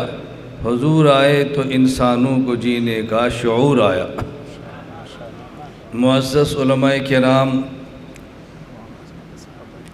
मुअज़्ज़ज़ उलमाए किराम, अकाबिरीन उलमाए देवबंद बांग्लादेश और मसलक अहलु सुन्नत वल जमात अहनाफ देवबंद से ताल्लुक़ रखने वाले नौजवान दोस्तों और भाइयों, हमारा आज का ये कन्वेंशन बांग्लादेश के तकरीबन अहम मदारस के उलमा की क़यादत में मुनक़िद हो रहा है और इस कन्वेंशन का बुनियादी मकसद ये है, जो मैं समझा हूँ या जो मुझे बताया गया है, कि हम अपने अकाबिर उलमाए देवबंद से अगली नस्ल को मुतारफ़ कराएँ कि हमारे अकाबिर उलमाए देवबंद ने दारुल उलूम देवबंद को क्यों कायम फरमाया, देवबंदियत क्या है, देवबंद क्या चाहता है, दुनिया में देवबंद ने क्या किया है, किन अक़ायद और नज़रियात पे काम किया है। आप मेरी मुख्तसर सी तमहीदी गुफ्तगू से समझ सकते हैं कि कितना तवील मज़मून होगा और मेरे अल्लाह का बड़ा करम है, मैं 1 घंटे का मज़मून 1 मिनट में बयान कर सकता हूँ और 1 मिनट के मज़मून को 1 घंटे में फैला सकता हूँ। ये मैं बहुत मुख्तसर सी बात आपकी खिदमत में अर्ज़ कर रहा हूँ। मैंने कई बार अपने अकाबिरीन उलमा की खिदमत में इस ख्वाहिश का इज़हार किया। मैं गुज़श्ता साल बांग्लादेश आया, मैंने उस वक़्त भी उलमा से कहा, मेरी ख्वाहिश है आप उलमा तलबा को बिठाएं और इस देवबंद के नौकर को देवबंदियत का बयान करने का मौका दें। ये बात मैं क्यों कह रहा हूँ, मैं सिर्फ़ एक बात समझाने के लिए कहता हूँ, मेरा ख़्याल है आप अहले इल्म में समझने के लिए काफ़ी है। पूरी दुनिया में आप मुझे एक कॉन्फ्रेंस बताएं जिसका उन्वान ख़त्म नबूवत हो, मेज़बान अहले बिदत हो और उसने देवबंद उलमा को बुलाया हो। बताएं जी। मैं छोटी सी बात कह रहा हूँ, मैं बांग्लादेश की बात नहीं कर रहा, पाकिस्तान की बात नहीं कर रहा, हिंदुस्तान की बात नहीं कर रहा, मैं पूरी दुनिया की बात कर रहा हूँ। पूरी दुनिया में एक कॉन्फ्रेंस उन्वान ख़त्म नबूवत, मेज़बान अहले बिदत और बुराया उलमा देवबंद को हम बुलाते हैं। हम हुजूर के ग़ुलाम हैं, हम बुलाते हैं। ग़ुलाम बहुत कुछ बर्दाश्त कर लेता है, हम आशिक हैं, आशिक बहुत कुछ सह लेता है। इस नुक्ते पे आप गौर करें, इसकी वजह क्या है। ये सब अकाबिरीन देवबंद तशरीफ़ फरमा हैं, मैं इनकी मौजूदगी में अर्ज़ करता हूँ। इसकी वजह बानी दारुल देवबंद मौलाना मोहम्मद कासिम ननोतवी रहमतुल्लाह अलैह की किताब तहज़ीरुन नास में 1.5 सतर की एक इबारत है, उसकी बुनियाद पे पूरी दुनिया की देवबंदियत को मुनकरीन ख़त्म नबूवत समझा जाता है। तो हमें चाहिए उस एक इबारत को समझे, वो इबारत है क्या, वो कौन सी इबारत है। मैं मदारस में जाता हूँ, जलसों में जाता हूँ, मैं कहता हूँ इबारत क्या है, कभी आपने गौर किया, कभी इबारत आपने बच्चे को समझाई है। जब वो इबारत आ जाती है, बच्चा मुश्किल का शिकार हो जाता है, तो हम कौन सी देवबंदियत की बात करते हैं। मैं बहुत माजरत से बात अर्ज़ कर रहा हूँ, मेरी बात को अब नाराज़गी ना समझना। मुझे तहज़ीरुन नास का सबक पढ़ाने के लिए पाकिस्तान ख़त्म नबूवत के मरकज़ में दावत दी गई। मेरा सफ़र उस वक़्त मलेशिया से पाकिस्तान का था। मैंने तहज़ीरुन नास का प्रिंट निकाला और आप यकीन फरमाएंगे दोहा एयरपोर्ट पे बैठ के 6 घंटे मैंने उसका मुताला किया, अपने पेपर पे तैयार किया।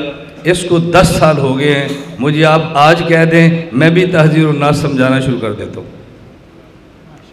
10 साल गुजर गया, मैंने एक बार तैयार किया। मैं समझता हूँ आप इससे समझें कि देवबंद क्या होगा। मेरे जुमले को आप नहीं समझे। तहज़ीरुन नास की वो किताब जिसको दारुल देवबंद से मुंसलिक बड़े से बड़ा आलिम वो कहता है बड़ी मुगलक, बड़ी पेचीदा, बड़ी मुश्किल, हमारे बस में नहीं। मैंने इसको एयरपोर्ट पे बैठ के हल किया है और 10 साल बाद कह रहा हूँ जब चाहो बगैर मुताला के मैं इसको पढ़ाता हूँ। आप अब भी नहीं समझे मैं क्या कहना चाहता हूँ। ये तो मैं हूँ, बताओ महमूद हसन क्या होगा। ये तो मैं हूँ, बताओ हुसैन अहमद मदनी क्या होगा। ये तो मैं हूँ, बताओ शरफ अली थानवी क्या होगा। ये तो मैं हूँ, मुफ्ती गुफैद देहलवी क्या होगा। ये तो मैं हूँ, कासिम ननोतवी क्या होगा। ये तो मैं ये समझाना चाहता हूँ। मैं समझाना ये चाहता हूँ हम सहाबा से रज़ी अल्लाह अन्हुम 1400 साल बाद के लोग हैं। तवज्जो रखना, हम सहाबा से 1400 साल बाद के लोग हैं। हम आज भी पैगंबर की ज़ात को बचाने के लिए अपनी जान देना फर्ज समझते हैं। सहाबा कैसे होंगे। सहाबा पे बोलने वालों को भी तुमने गौर किया, सहाबा कैसे होंगे। मैं इसलिए कहता हूँ देवबंदियत को समझो। हमने हर जलसे पे, हर कॉन्फ्रेंस पे एक शेर रटा हुआ है, उलाइका आबाई फजेनी बिमिस्लिहिम इज़ा जमातना या जरीरुल मजामिओ। मैं इन तलबा से कहता हूँ उलाइका आबाई फजेनी बिमिस्लिहिम इज़ा जमातना या जरीरुल मजामिओ। मैं ये नहीं कहता, मैं कहता हूँ लैसल फता मैं यकूलु काना अबी अलफता मैं यकूलु हा अनज़ा। नहीं समझे आप। अब अरबी ना आए तो मेरा कसूर है, फिर मैं तर्जमे करूँ, फिर आपने कहना वक़्त थोड़ा है। मैं तो कई बार उलमा से कहा भी आप मुझे 4 घंटे का वक़्त दे दें, मैं अकेला बोलता जाऊँगा। आप स्टेज तो लगाएं, आपको फिर समझ आए हुसैन अहमद मदनी कौन था, फिर समझ आए कासिम ननोतवी कौन था। हमने तो ननोतवी को न पढ़ा है न समझा है। मैंने रात सीरत कॉन्फ्रेंस में एक जुमला कहा था, मैं आज भी कहता हूँ, जिन्होंने अकाबिर उलमाए देवबंद को पढ़ा है और समझा है और जिन्होंने नहीं पढ़ा और नहीं समझा, दोनों में फ़र्क क्या है। जिसने अकाबिर उलमाए देवबंद को न पढ़ा न समझा वो कहता है ये भी इंसान थे, जिसने पढ़ा और समझा वो कहता है यही इंसान थे। आपने पढ़ा नहीं ना, इसमें क्या कसूर है, पढ़ो तो सही। मुझे बहुत सारे तलबा पूछते हैं आप कौन सी किताबों का मुताला करते हैं। मैंने कहा मेरे कमरे में उर्दू की 4-5 किताबें पढ़ी हैं, बस मेरा ये इल्म है। मेरे पास ननोतवी है, मेरे पास हुसैन अहमद मदनी है, मेरे पास अशरफ अली थानवी है। आप फ़ख्र समझते हैं हम अरबी की बड़ी किताबें देखते हैं। मैं कहता हूँ मैं बहुत छोटा हूँ, मैं उर्दू की किताबें देखता हूँ। तुम अरबी पढ़ के इल्म लाओ, हम ननोतवी का उर्दू इल्म लाते हैं। तुम्हें समझ आए ननोतवी क्या है। खुदा का वास्ता अपने अकाबिर से टूटो मत, अपने अकाबिर से दौड़ो मत, अकाबिर पे खड़े हो। मैंने बिहम्दिल्लाह ताला उस वक्त देवबंदियत की आवाज़ लगाई है जब हिंदुस्तान वालों को भी देवबंदी कहते शर्म आ रही थी। मैं बातें ऐसे नहीं कहता, ये बात ज़हन में रख लें। हम देवबंद के साथ खड़े हैं, हमने देवबंद को नहीं देखा, हम खड़े हैं। हम देवबंद की ईंट और गारे को देवबंद नहीं कहते। मैंने फिर अर्ज़ किया, वक्त बहुत कम है, मैं देवबंदियत की एक लफ्ज़ पे बात करता, एक लफ्ज़ पे बात करता, और मैं खुल के बात करूँ कि देवबंदियत क्या है, समझाएं इनको देवबंदियत क्या है। आप 4 लफ्ज़ समझें, इन लफ्ज़ों को समझने से बहुत सारे मसाइल हल होंगे। 4 लफ्ज़ समझें। नंबर 1 दीन, नंबर 2 मसलक, नंबर 3 मज़हब, नंबर 4 मनहज। अल्लाह का वास्ता समझना। नंबर 1 दीन, नंबर 2 मसलक, नंबर 3 मज़हब, नंबर 4 मनहज। हमारा दीन इस्लाम है, हमारा मसलक अहल सुन्नत वल जमात है, हमारा मज़हब अहनाफ है, हमारा मनहज देवबंद है। लोग कहते हैं देवबंदी और मसले की इख्तलाफ है। तुम्हें किसने कहा मसले की इख्तलाफ है? हम तो देवबंद को मज़हब नहीं कहते, मसलक तो और ऊपर है। अब मुझे लफ्ज़ समझाने पड़ेंगे ना। मैं एक लफ्ज़ को समझाऊं तो 1 घंटा, एक लफ्ज़ में तो 4 घंटे तो चाहिए होंगे ना। मैं सिर्फ इशारे कर रहा हूँ।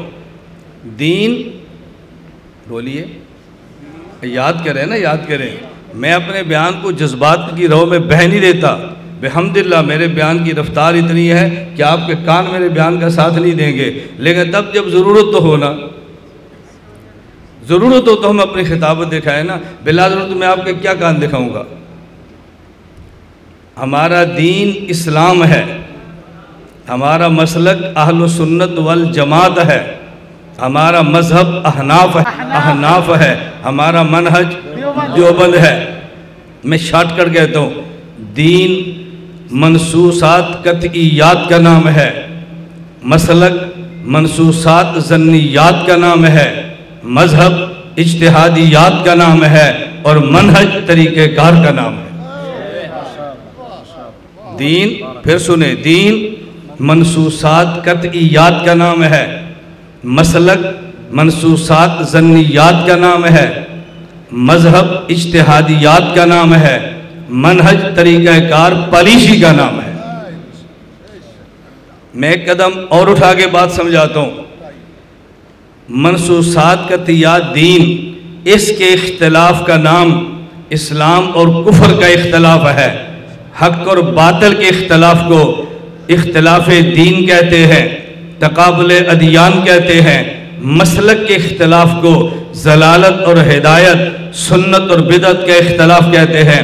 मज़हब के इख्तिलाफ को हक और ख़ता का इख्तिलाफ कहते हैं, अजर अजरान का इख्तिलाफ कहते हैं, राज मरजू का इख्तिलाफ कहते हैं, औला खिलाफ औला का इख्तिलाफ कहते हैं। और मनहज के इख्तिलाफ को ना कुफर कहते हैं, ना बिदत कहते हैं, ना ख़ता कहते हैं। तरीक़ाकार हर दौर में बदलता रहता है, तरीक़ाकार बदलता रहता है, पॉलिसियाँ बदलती रहती हैं, असल चीज़ें कभी नहीं बदलती।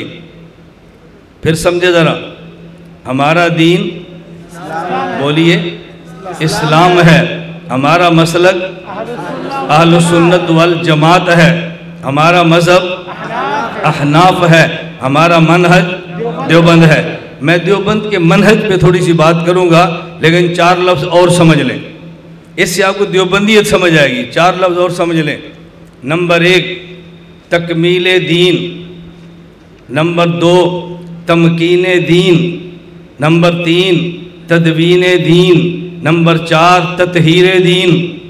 लफ्ज़ आप समझ लें, मैं तर्जमा कर दूंगा, आप परेशान ना हुआ करें। मैं अरबी लफ्ज़ बोलता हूँ ताकि याद हो जाए, फिर तर्जमा इतना करता हूँ कि आवाम भी समझती है। आप तो माशाल्लाह तालिब इल्म बैठे, आवाम भी समझती है। मेरे अल्लाह का बहुत करम है, अल्लाह ने मुझे मुश्किल बात को आसान लफ्ज़ों में समझाने का खुदा ने मुझे फ़न दिया है।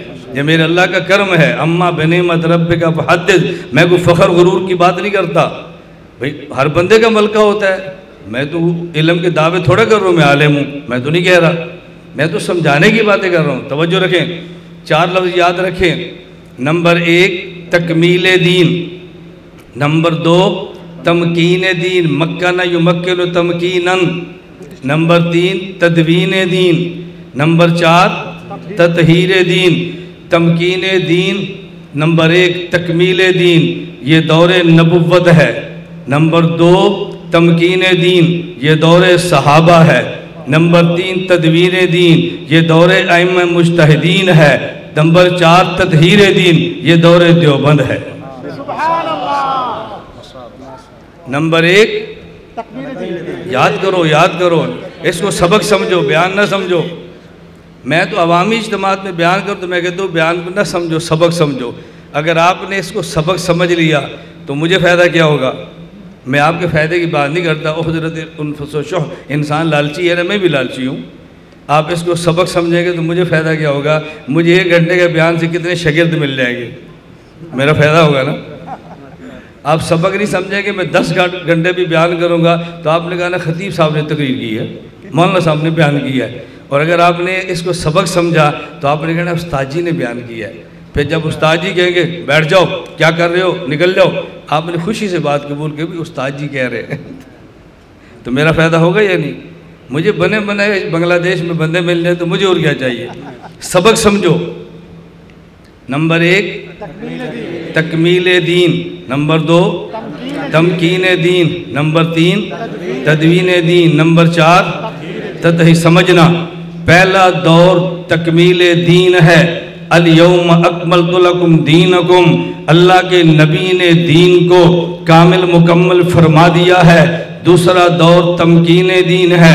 वला युमक्किनन्ना लहुम, सहाबाए किराम ने दीन को जगह दी है, दीन को घर दिया है, दीन को ज़मीनें दी हैं, दीन को जायदाद दी है, दीन को दुनिया में पुख्ता फरमाया है। तीसरा दौर तदवीन दीन है, दीन को लिखवाने वाले इनमें पहला नंबर इमाम अबू हनीफा का है। इमाम सयूती शाफी फरमाते हैं इन्नो अव्वल मन दव्वन इल्म शरिया वरतबहु अबवाबन वलम यस्बिकु अहदुन, तदवीन दीन के मुदव्वन अव्वल इमाम अबू हनीफा है। नंबर 4 ततहीर दीन, देवबंद ने क्या किया है समझना। देवबंद ने क्या किया है? दीन एक महल का नाम है। जब महल बन जाता है, मकान बन जाता है, खूबसूरत बिल्डिंग बन जाती है, उसमें 2 किस्म के लोग आते हैं। बाज़ लोग वो होते हैं जो अंदर से कीमती चीज़ें चोरी करके ले जाते हैं, और बाज़ वो होते हैं जो बाहर से गंद ला के फेंकते हैं।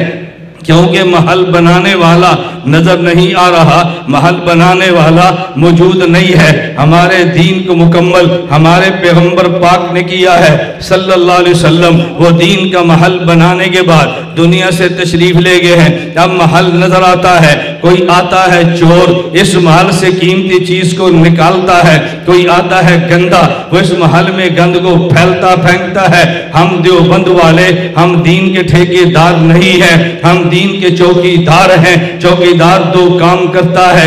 नंबर 1 महल से कीमती चीज को जाने नहीं देता, और बाहर से गंद अंदर आने नहीं देता। हम ततहीर दीन वाले, नारा नहीं मारना, हम देवबंद वाले चौकीदार हैं, ठेकेदार नहीं है। चौकीदार 2 काम करता है। नंबर 1 अंदर से कीमती चीज जाने नहीं देता, बाहर से गंद आने नहीं देता।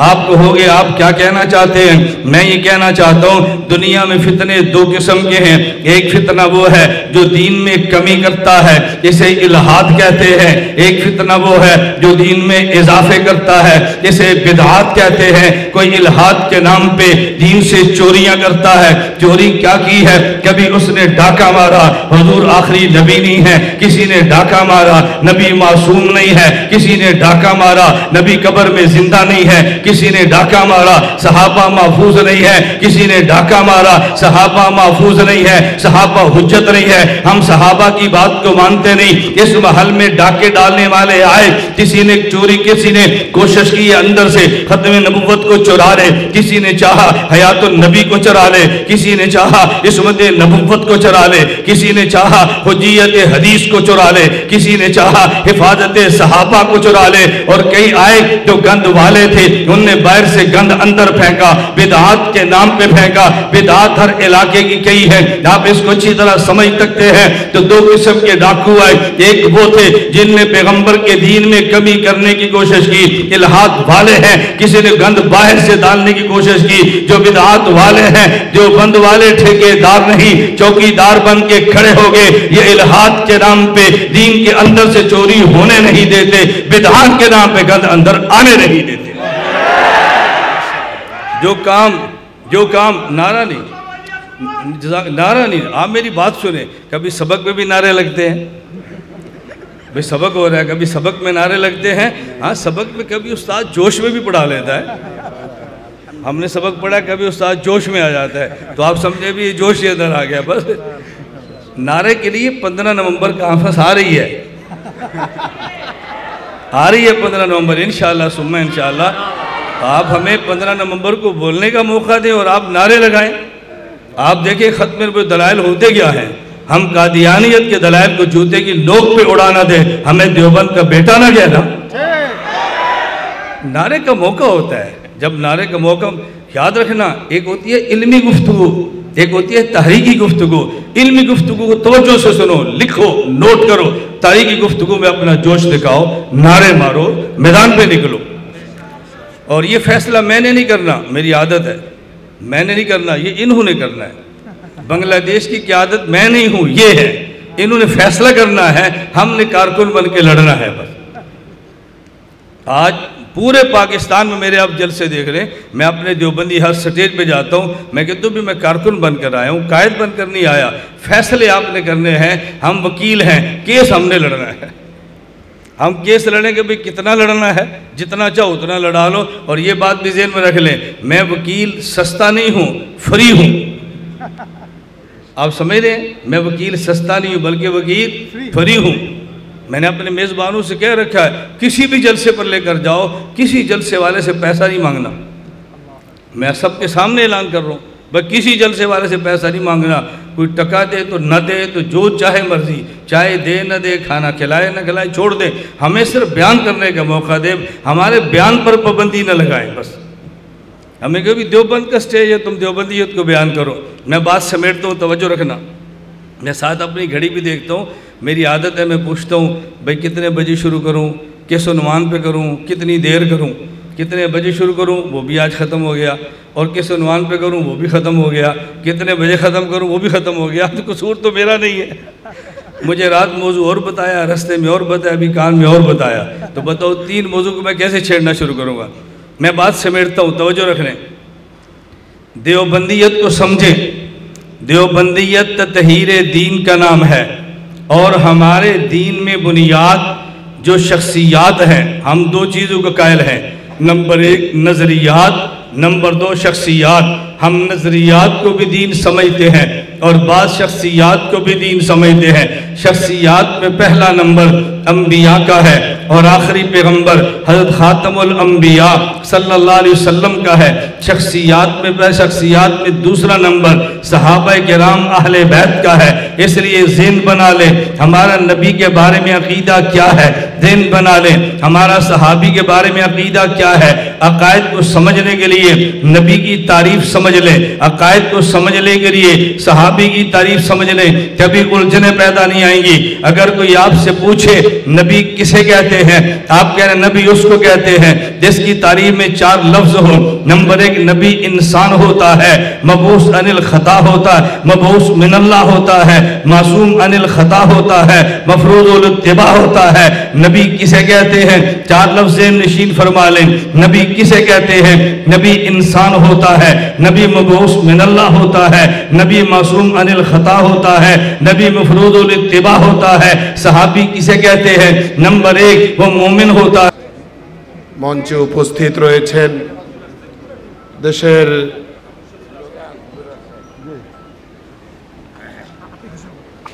আমাদের মাঝে আমির হেফাজত দামাত বারাকাতুহুম তশরিফ এনেছেন। আমরা সবাই স্লোগান তুলি, আমির হেফাজতের আগমন, শুভেচ্ছা স্বাগতম, আমির হেফাজতের আগমন, আল্লামা মুহিবুল্লাহ বাবুনগরীর আগমন, শুভেচ্ছা স্বাগতম, আমির হেফাজতের আগমন। বলেন জি জি, আমরা সবাই বসে যাই।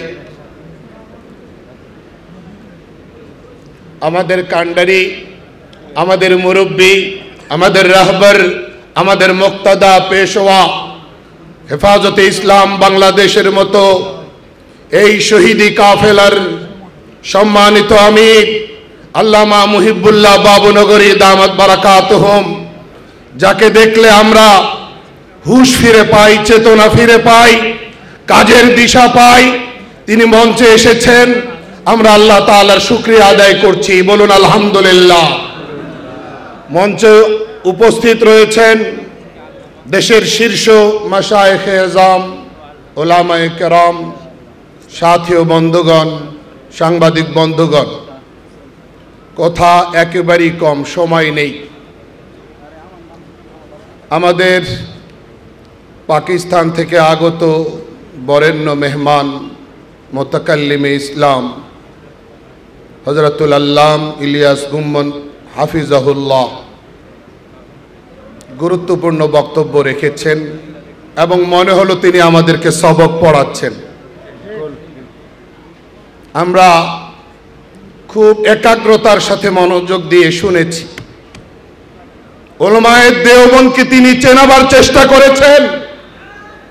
আজকের এই কঠিন সময়ে, সংকটময় মুহূর্তে আমি সবাইকে অনুরোধ করব, সকলের দৃষ্টি আকর্ষণ করব, একটি কবিতার দিকে আপনাদের মনোযোগ আকর্ষণ করব।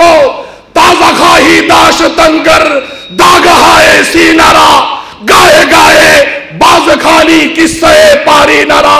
আমাদেরকে যদি বাঁচতে হয়, আমাদেরকে যদি বিকৃতি থেকে সুরক্ষা নিশ্চিত করতে হয়, আমাদের বুজুর্গানে দিন, পূর্বপুরুষ উলামায়ে দেওবন্দকে আমাদেরকে বারবার স্টাডি করতে হবে। আমরা কারা কারা যে হাত দেখতে চাই?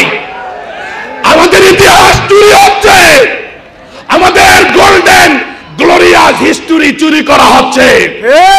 কোন বাতিলের সাথে আপোষ করার ইতিহাস আমাদের নাই, কোন অপশক্তির সাথে আপোষ করার ইতিহাস আমাদের নাই। আমরা সূচনা কাল থেকে আজ পর্যন্ত লড়ছি, ভবিষ্যতেও লড়ব। আমরা সর্বক্ষেত্রে সকল ভ্রান্ত মতাদর্শের বিরুদ্ধে জান সুপর করকে আমরা জীবনের ঝুঁকি নিয়ে লড়ব। সেই লড়াইয়ে, সেই সংগ্রামে কারা কারা জীবন দেওয়ার জন্য তৈয়ার, হাত দেখতে চাই। আল্লাহ আমাদের সবাইকে কবুল করুন, উলামায়ে দেওবন্দকে কবুল করুন। হক হক্কানিয়তের শিকড়, হক হক্কানিয়তের রশি আঁকড়ে ধরে পথ চলার তৌফিক দিন।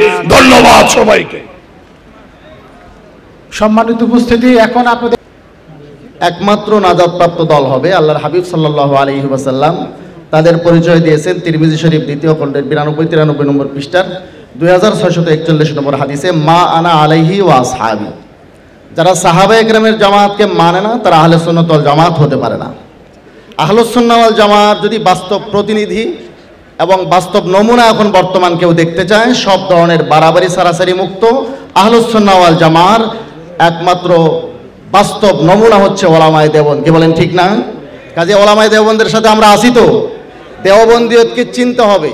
আমরা একটা কথা চিন্তা করি, যে দেওবন্দি আমরা বলি, দারুল উলুম দেওবন্দের প্রতিষ্ঠাতা আল্লামা কাসেম নানতবী রহমতুল্লাহ আলাই বুখারী শরীফের কোনো সরা লিখেছেন? তিরমিজি শরীফের কোনো সরা লিখেছেন? বলতে পারবেন?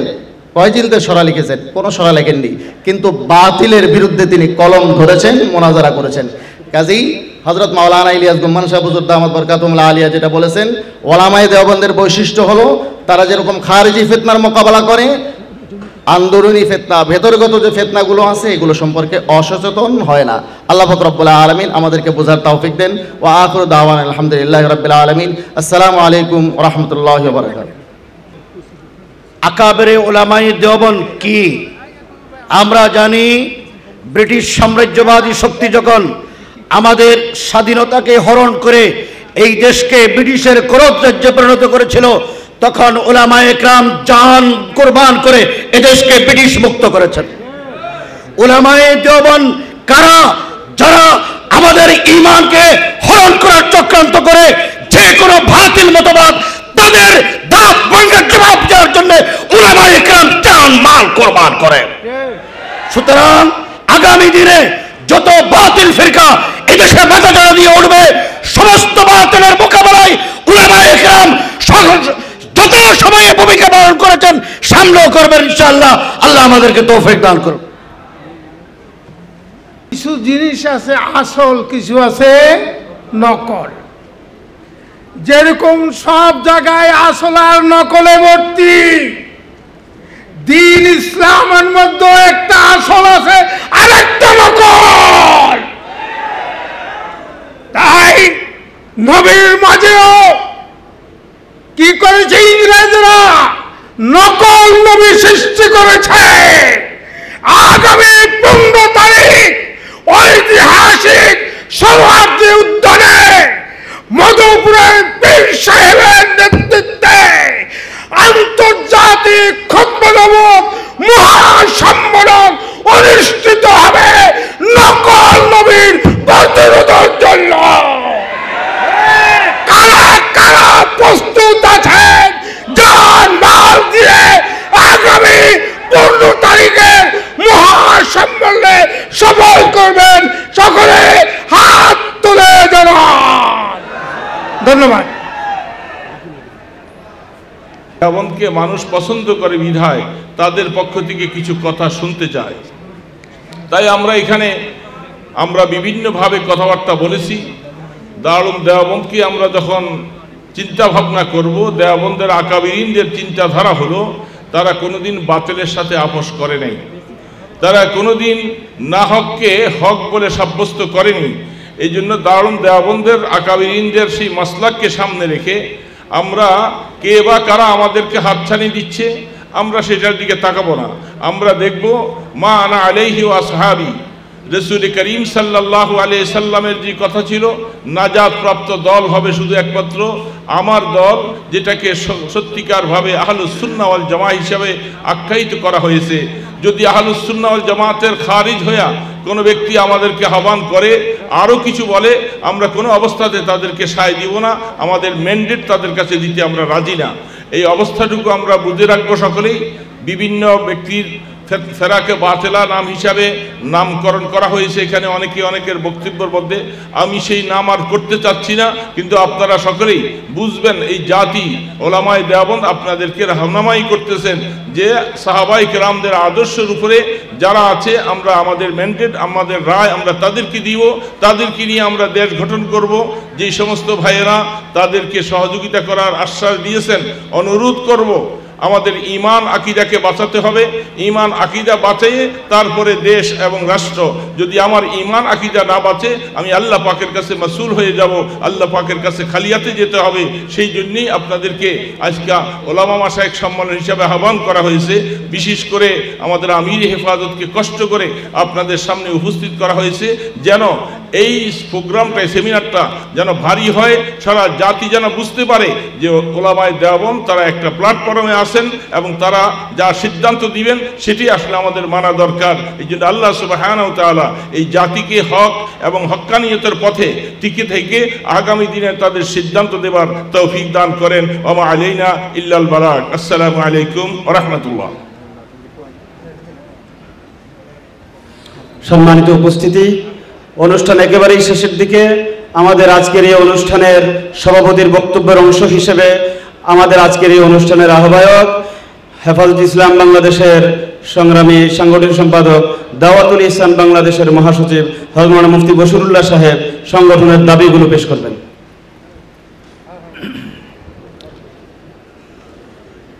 আলহামদুলিল্লাহ, আল্লাহ শুকরিয়া আদায় করছি দাওয়াত ইসলাম বাংলাদেশের আহ্বানে শীর্ষ জাতীয় ওলামায়ে কেরাম আজকে আগমনের জন্য সবাইকে মোবারকবাদ।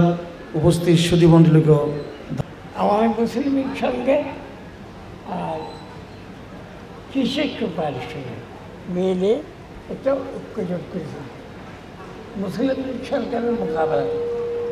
ওই ইলেকশনের মধ্যে নিজাম ইসলাম পার্টির 3 নম্বরে কামিল, কেন্দ্রের মধ্যে ওরা 9 সিট পাইছিল, ওই প্রদেশের মধ্যে ওরা 35 সিট। এরপরে আমি দেওবন্দ যাওয়ার পরে পাকিস্তানি তলোয়ার, ওই সময় তো বাংলাদেশ হয়নি, পাকিস্তানি তলোয়ার হজরতের কাছে একটা পাল্টা দিয়েছে হজরত মদিনা মুতলার কাছে। হজরত আমাদের নিজাম ইসলাম পার্টি 3 নম্বরে কামি হয়েছে, ওনার সঙ্গে জনগণ আছে, ওনার তো সংগঠন নেই। ওই সময় আবুল আলা মওদুদি পাকিস্তান আছে, ওনারা জোট করে নেই। তো ছাত্ররা হজরত কাছে আরজ করতেছে, আমরা 3 নম্বরে এখন কামি হয়েছি, জনগণের আমার সঙ্গে আছে, কিন্তু আমার কাছে সংগঠন নেই। যদি আমরা জামাত ইসলামের সঙ্গে মিলি ঐক্য জোট করি তো সামনে নিচ্ছে না। আমরা 1 নম্বরে যাব, ইসলামী হুকুমত কায়েম করতে পারবো। হজরতের রায় কি? तो मदीना मतलब इतने शब्द मुझे पहले ये बतलाइए कि निज़ाम इस्लाम पार्टी के इस्लाम और जमात इस्लामी की इस्लाम एक है या तो पहले मुझे ये बतलाइए। हजरत निजे जवाब दे कि एक नहीं है, निज़ाम इस्लाम पार्टी के इस्लाम ये मदीना का इस्लाम है और जमात इस्लामी की इस्लाम ये मौजूदी के इस्लाम है। जब इस्लाम 2 है तो आप मिलकर कौन इस्लाम कायम करेंगे पाकिस्तान में? पहले ये मुझे बतलाइए। यार परे हजरत मदीना मुतल्लाह आदर्श ছিল मंगलवार रात्रे हजरत सबक पढ़ाইছেন दरसगाह हजरत तशीबाई বিভিন্ন ওলামারা রাজনৈতিক মানুষ সবাই হজরতের কাছে মশলা হল করত। এক রাত মওদুদি সম্পর্কে কথা বহস চলতেছে। হজরত ওনারা প্রথম যে মূলনীতি আছে উসুল আছে, रसूल खुदा के सिवा किसी को म्यार हक न समझो और किसी को तनकीद से बाला तुम न समझो और किसी के ज़हनी गुलामी में मुब्तला न हो। ऐसे जमात इस्लाम प्रथम उसूल तो उसूल गुफ्तगू कैसे হইতে রাত্রে 11টা হয়েছে। ছাত্ররা বলতেছে হজরত आपके बातों से तो मालूम होता है कि मौदूदी अबुल अला मौदूदी काफिर है, आपके बातों से यही मालूम होता है। तो हजरत पहले कहा कि मेरे बातों से जो आप समझ रहे, मेरी बातों से जो आप समझ रहे हैं तो सतरावर फायदा दिए। हजरत समझने से नहीं होगा, सराहतन फरमाइए। मोदी काफिर है, ये सराहतन फरमाइए। तो हजरत मैं सराहतन इसलिए कुफर का फतवा नहीं देता हूँ, मैं पहला हूँ। उलमा के सामने उनके फासद अक़ीदा अभी तक ज़ाहिर नहीं हुआ।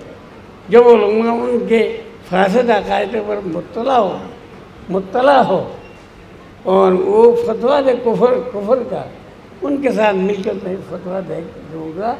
अकेला फतवा देना नहीं चाहता हूँ, लेकिन मैं तमाम फरूक़त अल्लाह से जमात इस्लामी को बदतर समझता हूँ, हत्ता के कादियानी से बदतर समझता हूँ।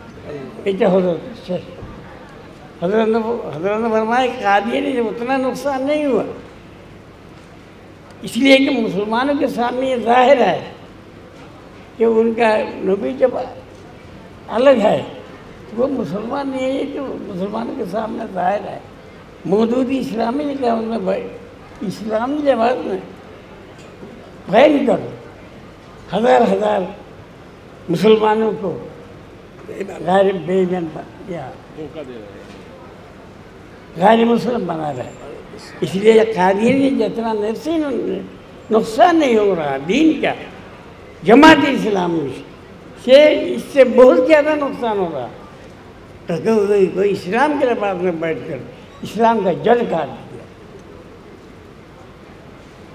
इसलिए वो तो मेरे साहबारा सच्चर माफ पड़ी जा हमारे दीन डायरेक्ट के हुजूर थे ना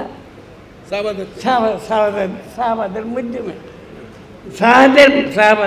में সাহাবাদের সত্যের মাপকাঠি নয়। তো আমাদের দিন সত্য হওয়ার প্রমাণ কি?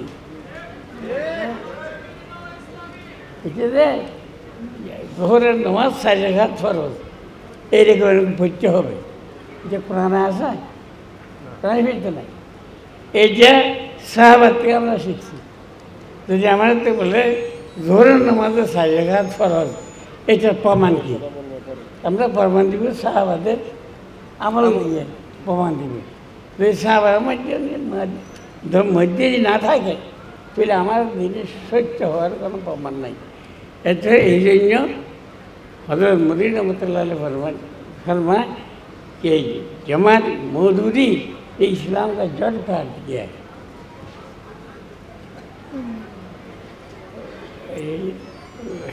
पहले मुसलमान किया रसूल खुदा के साथ किसी को मेरा